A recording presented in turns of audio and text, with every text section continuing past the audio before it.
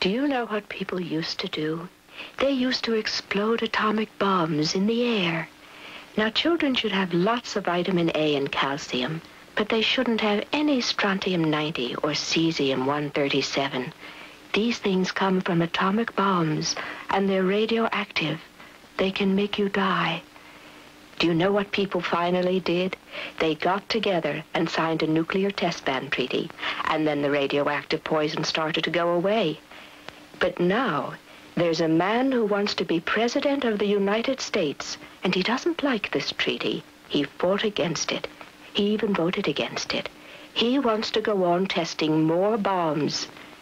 His name is Barry Goldwater, and if he's elected, they might start testing all over again. Vote for President Johnson on November 3rd. The stakes are too high for you to stay home.